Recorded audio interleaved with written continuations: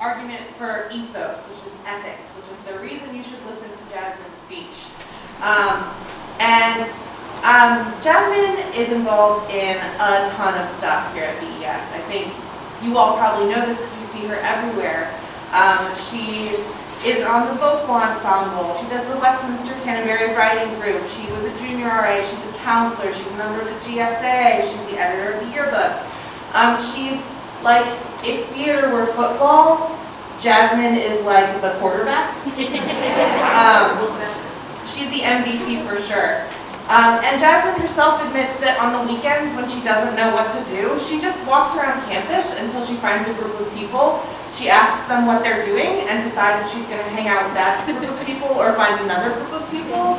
So I'm sure you all know Jasmine. You've all seen Jasmine. You know who she is. But one of the things about Jasmine that I love and appreciate is that Jasmine is a person who will tell you the truth. And she will be insightful about her truth. And to illustrate this example, I have one of the first things that Jasmine ever turned in at BES, which is a book review on Walking to Listen. A classic, true classic. Freshmen and sophomores and juniors, you all may not remember this, but you won't remember this. It was an interesting book about a guy who took a walk. And that's kind of it, really. And what she writes is, he was the human embodiment of bread sold in the back of the store. It is packaged and marketed as just as good, but cheaper and grosser looking. Why would you be surprised when you bite into the bread and find that it's stale and makes you want to throw up? It's progressive packaging, merely a disguise for its fake and bland taste. She continued, he believes that by simply listening to people around him who are not as privileged as he is, he can suddenly relate and speak on their behalf. That is some truth right there, and it is some insightful truth. If you're looking for truth, look no further than Jasmine.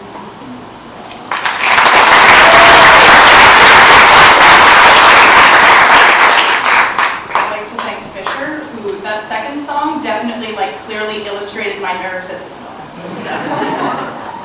So I always thought I knew what a counselor talk was until I realized I had to sit down and write one.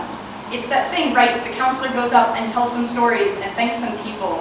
Sometimes it's really serious and sometimes it's hilarious. Sometimes they show a video and sometimes there is a lobster on stage. So at first I wanted to do something outrageous. I wanted to be remembered and do something that would make everyone laugh.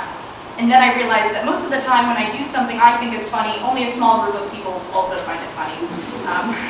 Then I wanted to do something serious. I wanted to speak my truth and be really vulnerable, but that all felt a little forced as well.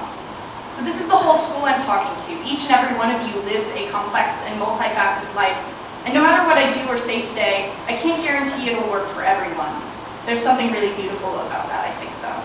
So today I'm going to talk about what I know, what in my high school experience I believe has led me to looking back on these 4 years as some of the best.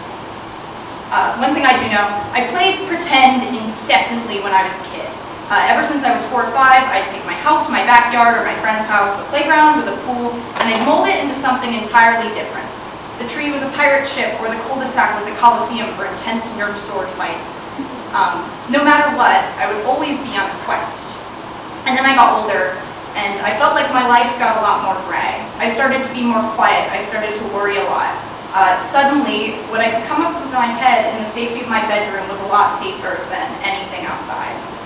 When I came to BES, I was in need of something to bring some color back to the world for me, something to get me outside, and I found bit by bit that in little adventures. An adventure is not always a trek to Mordor or a mission to find Horcruxes or stopping the end of the world. The best adventures, I think, are simple. Peyton and Colin will probably not remember this, but our freshman year once, while we were waiting to be picked up for fall break, we went up to the bell tower and they tried to show me how to use a lacrosse stick, and I failed miserably. After the back-to-school dance of my sophomore year at Virginia's house, my friends and I ate sour cream and onion dip at 2 a.m. I later described it as the best meal ever in an AP comp piece. Last year, after a school dance was canceled, Delaney, Ella, Kate, and I threw our own dance in our dorm room. Only 3 people were allowed at a time in the room due to COVID restrictions. We made the most of it. Kate and I do a lot of things together like this. We spontaneously buy sheets and be sexy sheet ghosts for Halloween as social commentary. The kids didn't get it, but they were definitely entertained. We stargaze. When we drive in her little Beetle, we play music and pretend to be kids in a movie, and we also pretend that we have no fear that the car will break down at any minute. The little things in your life are not very important. They never will be. The little details will fade with time, no matter how often you relive them in your head. But the feeling stays. I remember the infamous skate grade night of sophomore year, in which my friends and I attempted to learn to skateboard and also make a film about it. Not because I can replay the night in my head. In fact, the whole thing feels quite like a fever dream now because we were being very strange. But that moment in my life gives me a very warm sensation. I can't remember every joke someone's told during a pratfall film, but I do remember laughing hysterically. I'll never remember all the songs I've sung by campfires, but I remember who I was with and that pure feeling of good that it made me feel. And those feelings culminate, they build and take the beauty of the world and translate it to beautiful colors on a canvas of my life. I sometimes wake up not feeling okay. Everything feels a little dull and I just want to hide away and do nothing because it all feels a little hopeless. But I do my best to say, hell with it. Why shouldn't I run around in the rain singing and eating donuts? Why shouldn't I draw my every feeling onto a sheet of paper at pratfall while listening to Purple Rain? Little adventures are what I think make life worth living. And VES is filled with this adventure at every corner. And if you can't find it, make it.